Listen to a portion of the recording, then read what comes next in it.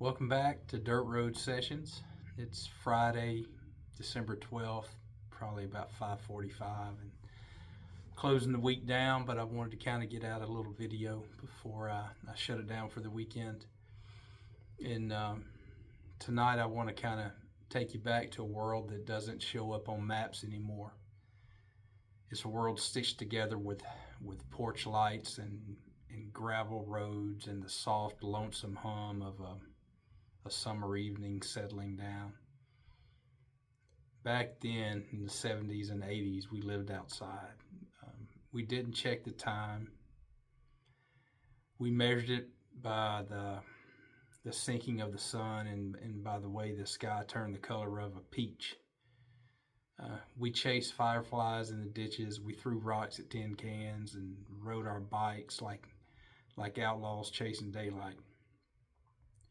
There was a freedom in those hours. It was kind of simple, unpolished, and truer than anything we've probably found since. And when the street lights flickered on, one by one, kind of like long-awaiting stars, we knew the great adventure of the day had ended. The soft glow of the lights they kind of were our compass, calling us in from the dust and the laughter. Mothers would lean on porch railings, wiping their hands on their aprons and kind of hollering our names across the still neighborhoods. Fathers would tap their faces of their watches, not unkindly, but with a quiet authority that men had back then. Those nights kind of shaped us. They carved something steady and honest in our bones, and even now, years later and miles away, we can still hear the echo of that simple summons. Come on home now. It's getting late. Probably sounded a little bit more authoritative than that, but in this new chapter here, it's called "When the Streetlights Called Us Home." It's a long look back at the evenings that raised us, that taught us the right from wrong, and wrapped our youth in a glow we didn't want to miss. So sit back, let the memories settle in, and let's kind of wander just a little down the quiet road of our childhood that never really truly left us. It's called "When Streetlights Called Us Home." I hope you enjoy. You were a child in the 70s and the world felt big but safe. Summers lasted forever and the heat rose off the blacktop like something alive. You rode your bike until the street lights came on. No helmet, no phone, just calloused palms and scraped knees from laying your bike down too hard around a corner. You had Evel Knievel on a wind-up motorcycle and Stretch Armstrong leaking corn syrup from a tear in his arm. The TV set in a heavy wooden box, and you had to get up to change the channel. The $6 Million Man was a hero. The Brady Bunch felt like family, and Saturday mornings were holy. Cartoon and cereal with no one telling you what to do. You remember the smell of vinyl car seats in the summer and how they burned your legs in July. You remember Pop Rocks and Tab and rotary phones and ashtrays in every room. Your dad smoked Marlboros with the window cracked just enough to let the smoke out, but not the air.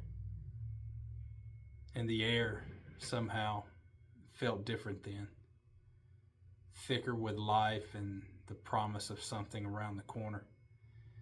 In the 70s, you'd sit cross-legged in the living room playing with Lincoln Logs or that little red and white Viewmaster that showed the Grand Canyon like it was Mars.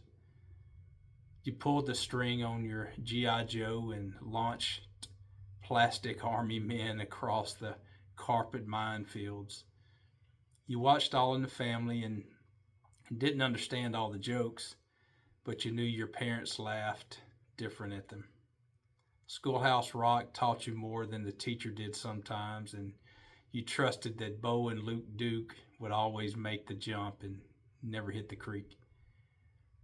Then the 80s came. You got taller and the world got louder. The music turned electric and the clothes turned neon. You had cassette tapes, Springsteen, Mellencamp, a little Prince if you were feeling bold. You learned to make mixtapes, pressing record at just the right second on the radio. You watched The Breakfast Club and felt like someone finally got it. You knew every word to Back to the Future and saw Top Gun 4 times in the theater because Maverick made you believe anything was possible. Phones had cords and calls had meaning. You didn't text your friends, you actually knocked on their door.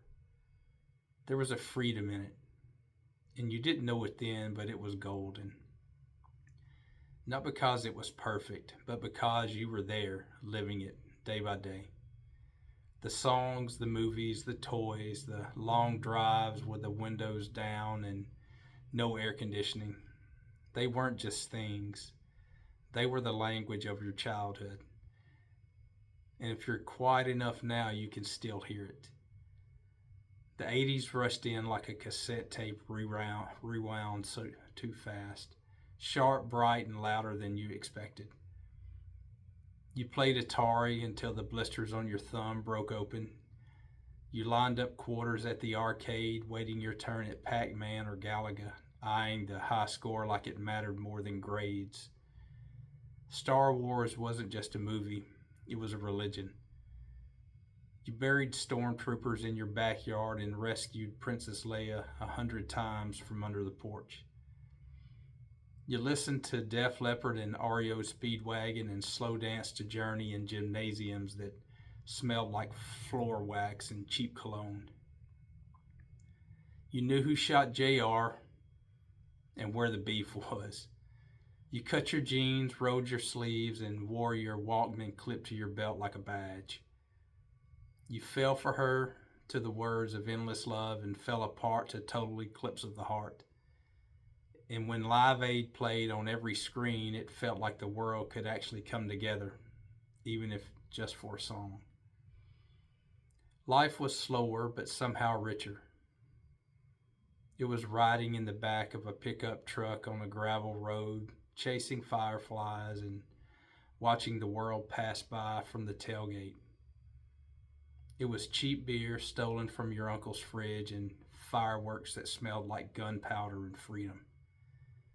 You didn't talk about anxiety or fear, but it was there, masked by bravado and Marlboro Reds.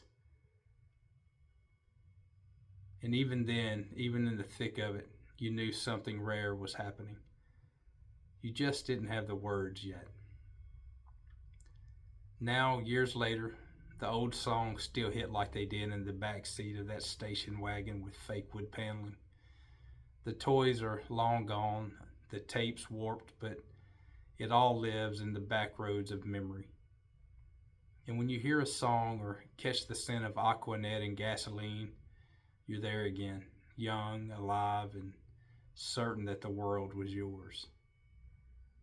Hope you enjoyed that, a little trip down memory lane to the 70s and 80s, back when I was a kid.